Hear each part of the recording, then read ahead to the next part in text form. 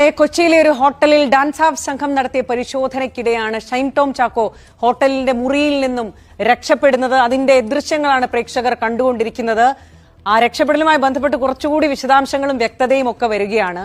Shine Tom Chacko hotel മുറിയുടെ 3-ാം നിലയിലെ മുറിയുടെ ജനാല വഴി ചാടുകയായിരുന്നു. 2-ാം നിലയിലെ ഷീറ്റിന് മുകളിലേക്കാണ് ചാടിയത്. ചാട്ടത്തിന്റെ ആഘാതത്തിൽ ആ ഷീറ്റ് പൊട്ടി. പിന്നീട് 2-ാം നിലയിലെ സ്വിമ്മിംഗ് പൂളിലേക്കടക്കം ചാടി അവിടെ നിന്നാണ് ഈ സ്റ്റെപ്പ് ഇറങ്ങി ഓടി പുറത്തേക്ക് രക്ഷപ്പെടുന്നത്. ഇനിങ്ങാന്ന് വെളുപ്പിനാണ് കലൂർ ലിസി ജംഗ്ഷനിലുള്ള ദ പീജേഴ്സ് വേദാന്ത എന്ന ഹോട്ടലിൽ ഷൈൻ ടോം ചാക്കോ എത്തി മുറിയെടുക്കുന്നത്. കൂടെ മറ്റൊരാൾ കൂടി ഉണ്ടായിരുന്നു എന്നാണ് നമുക്ക് ലഭ്യമാകുന്ന വിവരങ്ങൾ.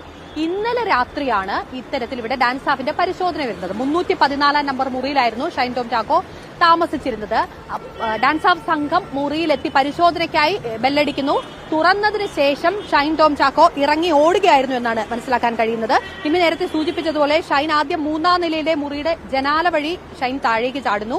പിന്നീട് 2-ാം നിലയിലെ ഷീറ്റിന് മുകളിലേക്ക് ചാടുന്നു. ഈ ചാട്ടത്തിന്റെ ആഘാതത്തിൽ ഷീറ്റൊക്കെ പൊട്ടുന്നു. തുടർന്ന് 2-ാം നിലയിലെ സ്വിമ്മിംഗ് പൂളിലേക്ക് ഷൈൻ ചാടുന്നു. പിന്നീട് സ്റ്റേക്കേസ് വഴി ഷൈൻ ഓടി രക്ഷപ്പെടുകയായിരുന്നു. ഇങ്ങനെയാണ് അതിന്റെ CCTV ദൃശ്യങ്ങളാണ് നമ്മൾ ഈ കണ്ടുകൊണ്ടിരിക്കുന്നത്. എന്തായാലും ഷൈനൊപ്പം മറ്റൊരാൾ കൂടി മുറിയിലുണ്ടായിരുന്നു. ഇയാൾ പാലക്കാട് സ്വദേശി